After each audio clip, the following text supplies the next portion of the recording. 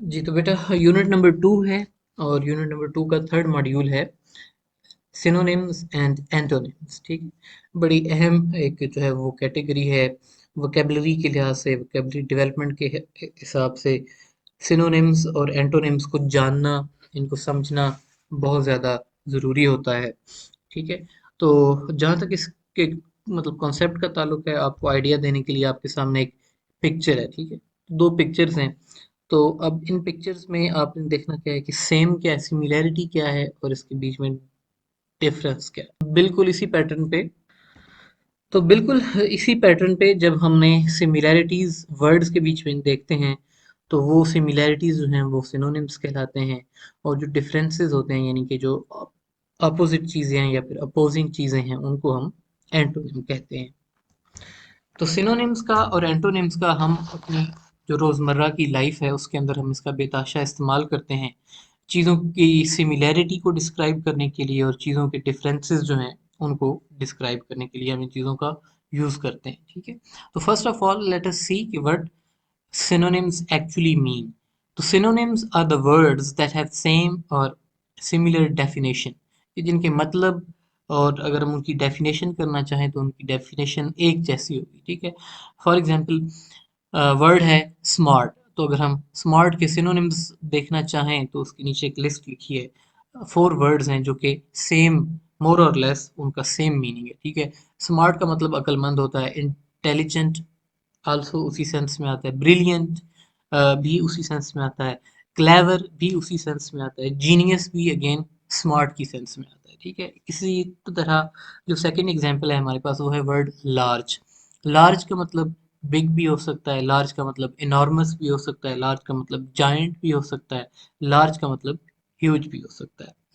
तो synonym, obviously you have understood कि what it means. ठीक है, तो नीचे एक छोटी सी एक्टिविटी है कि दो जोड़े दिए गए हैं, अब आपने बताना है कि इसमें सिनोनिम्स जो हैं वो कौन से हैं। पेयर नंबर 1 और pair number 2, little and small, heavy and garage. Garage और हैवी तो टोटली दो डिफरेंट चीज़ें हैं कि जिनका आपस में कोई रिलेशनशिप ही नहीं है। ठीक है, तो लेकिन यहाँ पे लिटिल एंड स्मॉल जो है, दे कैरी मोर और लेस द सेम मीनिंग्स, इनके मिलते जुलते मीनिंग्स हैं, तो इस वजह से हम इनको कहेंगे कि these two words they are synonyms. ठीक है, इसके बाद एंटोनिम की हम डेफिनेशन देखते हैं। तो an antonym is a word with the opposite meaning of another word. कि एक वर्ड लिखा होता है हमारे पास, उसका जब हमें एंटोनिम लिखने को कहा जाता है तो एंटोनिम का मतलब क्या होता है। Antonym means the opposite word, the word that have opposite meaning to the word that has been given to us. For example, जो नीचे एग्जांपल लिखी है, फर्स्ट एग्जांपल आप देखें, ब्लैक एंड वाइट। अब ये दोनों वर्ड जो हैं ये अपोजिट हैं, इनके मतलब के मुख्तलिफ मीनिंग्स हैं, टोटली अपोजिट मीनिंग्स हैं। ठीक है, तो ऑन अदर जो मजीद कुछ एग्जांपल्स हैं आपके सामने, वो एक वर्ड लिखा हुआ है।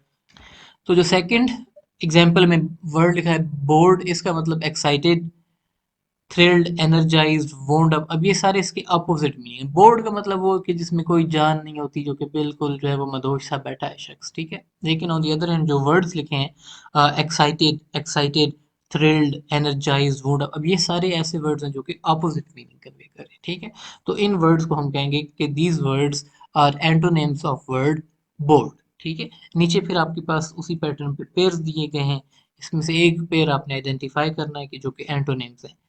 Quiet and loud. क्वाइट का मतलब खामोश होता है, लाउड का मतलब ऊंचा होता है। दूसरा पेयर है हाउस एंड चेयर। ठीक है, तो obvious सी बात है कि क्वाइट एंड लाउड जो है ये आपस में क्या है, ये एंटोनिम्स है। तो सिनोनिम्स और एंटोनिम्स जो हैं इनकी जो यूज़ है या जो इनको फ़ायदा है इनसे वाकफियत हासिल करने का, इनको जानने का, वो फ़ायदा ये है कि इससे हमारी नंबर 1 पे वोकेबलरी के अंदर इजाफा होता है। ठीक है, और नंबर 2 पे सिनोनिम्स जो हैं, सिनोनिम्स इन पर्टिकुलर हमारी हेल्प करते हैं, जो हमारी राइटिंग है उस राइटिंग को निखारने में, उस राइटिंग को इम्प्रूव करने में। कैसे कि इसमें ये होता है ना कि अक्सर जब हम एक टॉपिक पे एक मजमून लिख रहे होते हैं तो हमें मतलब कि बाज़ सिचुएशन ऐसी आती हैं कि उसमें एक ही वर्ड को बार बार रिपीट करना पड़ता है। ठीक है, तो इन केस कि if we are well familiar with the synonyms of that word, कि हमें उससे उसके जो हम मानी अल्फाज हैं वो हमानी अल्फाज अगर हमारी वोकेबलरी में हैं तो हमें एक वर्ड जो है वो बार बार रिपीट नहीं करना पड़ेगा, रादर हम अल्टरनेटिव वर्ड जो है वो दूसरे सेंटेंस में लिखेंगे, तो ऐसे फिर आपकी जो राइटिंग है उसके अंदर एक जान आती है और वो उसमें पावर जो है वो रिफ्लेक्ट होती है। तो अगर आपने सिनोनिम्स की आपको एक्सरसाइज दी जाए तो सबसे पहले तो आप सारे वर्ड्स को अच्छी तरीके से पढ़ें, ठीक है। सिनोनिम्स और एंटोनिम्स जो एक्सरसाइज एक्टिविटी में दिए गए हैं उनको अच्छे तरीके से रीडिंग दें। उनको अच्छे तरीके से रीडिंग देने के बाद अब आप आइडेंटिफाई करें कि ऐसे कौन से वर्ड्स हैं दैट हैव सेम मीनिंग्स और ऐसे कौन से वर्ड हैं दैट हैव अपोजिट मीनिंग। तो जिनके अपोजिट मीनिंग्स होंगे वो ऑब्वियसली एंटोनिम्स होंगे और जिनके सेम मीनिंग्स होंगे वो सिनोनिम्स होंगे, ठीक है। तो फर्स्ट ऑफ ऑल अब आपके पास एक एक्टिविटी है ह्यूज, अगेन वर्ड है ह्यूज का आपने सिनोनिम जो है वो या फिर एंटोनिम अगर कोई आपको इस के नीचे जो तीन ऑप्शन दिए गए हैं अगर इसमें आपको नजर आता है तो उसको आप आइडेंटिफाई करें। तो ह्यूज का मीनिंग फास्ट नहीं हो सकता, ह्यूज का मीनिंग कूल भी नहीं हो सकता, ह्यूज का मीनिंग जाइजेंटिक, और जाइजेंटिक जो है ये बिल्कुल उससे मिलता जुलता वर्ड है, ठीक है। जाइजेंटिक का मतलब भी बहुत बड़ा होता है और ह्यूज जो है इसका मतलब भी बहुत बड़ा होता है, ठीक है। तो they almost they carry the same meaning, ठीक है। और इसके बाद है एंटोनिम्स आपने देखने हैं, ठीक है। सॉफ्ट वर्ड है, सॉफ्ट का जो तीन ऑप्शन है हमारे पास नंबर वन पे वीक, स्लो, क्वाइट। तो अब आपने इसमें देखना है कि मोस्ट अप्रोप्रिएट जो है वो कौन सा है। I will not guide you, I will not give you an answer in this regard, rather you have to identify it for yourself, ठीक है। वर्ड है सॉफ्ट, सॉफ्ट का मतलब होता है नरम, ठीक है। तो अब आपने आइडेंटिफाई करना है कि इसका जो अगर आप सिनोनिम देखना है तो वो वीक होगा, स्लो होगा या फिर क्वाइट होगा, ठीक है। और अगर एंटोनिम देखना है तो एंटोनिम भी देखें कि इसमें कोई एंटोनिम है या कि नहीं है, ठीक है। अगेन एक एक्टिविटी है, डैम्प वर्ड है, इसका मैं आपको सीधा सीधा बता देता हूँ कि इसमें एंटोनिम हमने ढूंढना है। और डैम्प का स्प्रिंग नहीं हो सकता, स्प्रिंग से कोई ताल्लुक नहीं है, बैगी से इसका कोई ताल्लुक नहीं है। जो वर्ड है ड्राई, ड्राई से इसका ताल्लुक बनता है क्योंकि डैम्प का मतलब गीला होता है, ड्राई का मतलब खुश्क होता है, तो ये आपस में क्या है, ये एंटोनिम्स है। सिमिलरली अगेन शर्ट है, रोम, ओपन, लेजी, तो बड़ा इजी है कि ओपन हमारे पास इसका एंटोनिम लिखा है, ठीक है। मजीद कुछ एक्टिविटी है हमारे पास कि वर्ड किड है, किड का जो हमने सिनोनिम हमें नजर आ रहा है वो चाइल्ड है और जो एंटोनिम इसका नजर आ रहा है वो एडल्ट नजर आ रहा है, ठीक है। पिक्चर है तो पिक्चर का सिनोनिम हमें फोटो नजर आ रहा है, ठीक है। ऐसे ही कारपेट है तो कारपेट का सिनोनिम हमें रग नजर आ रहा है, ठीक है। और नीचे हमने एंटोनिम्स ढूंढने हैं। पीस का जो एंटोनिम है वो बैटल भी हो सकता है, वार भी हो सकता है, वार जो है वो ज़्यादा अप्रोप्रिएट है। जो लाइफ है, लाइफ का एंटोनिम डेथ है, नाइट का एंटोनिम जो है वो डे है, ठीक है। अगेन एक्टिविटी है, सिनोनिम्स ढूंढने हैं। फियर का सिनोनिम अगर आप देखें तो फियर का सिनोनिम टेरर होगा, ठीक है। और फियर का फिर आपने एंटोनिम लिखना है और एंटोनिम आपने अपने पास से लिखना है, ठीक है। तो word could be the antonym of word fear, could it be Joy, could it be happiness, could it be relaxed, ठीक है। इसमें से कौन सा वर्ड है जो कि मोस्ट अप्रोप्रिएट इसका सिनोनिम हो सकता है, ये आपने देखना है, ठीक है। नाउ अब हमारे पास मजीद एक एक्टिविटी है कि जो ऊपर वाले वर्ड्स हैं उसमें से हमने सिनोनिम्स उनके ढूंढने हैं। तो वर्ड नंबर वन पे हमारे पास बग है, बग का सिनोनिम जो है वो थर्ड रो में फर्स्ट वर्ड इंसेक्ट लिखा हुआ है।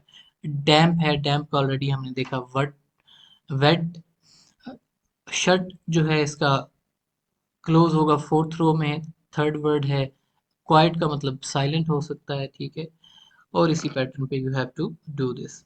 इसके बाद आपकी बुक से एक एक्टिविटी ली गई है, तो it says read this short paragraph. There are four words that are printed in bold. Then read the list of the words that are given below in the box. Substitute each bold word in the paragraph with its closest synonym or a word that means nearly the same thing. तो सबसे पहला जो word board हमें नजर आ रहा है वो है क्यूरोसिटी। तो क्यूरोसिटी के अगर हम सिनोनिम्स देखें तो नीचे रिसर्चिंग लिखा है, मैनी लिखा है, पैशनेटली लिखा है, इंक्विजिवनेस लिखा है। तो क्यूरासिटी के जो नज़दीक तरीन वर्ड हमें दिखाई दे रहा है वो है क्यूरासिटी, ठीक है। उसके बाद जो दूसरा वर्ड है एक्सपेरिमेंटिंग। एक्सपेरिमेंटिंग को अगर हम देखें तो रिसर्चिंग, मैनी, पैशनेटली, इंक्विजिटिवनेस तो हमने ऑलरेडी लगा दिया, ठीक है। तो एक्सपेरिमेंटिंग का जो सब्स्टिट्यूट हो सकता है वो रिसर्चिंग हो सकता है, ठीक है।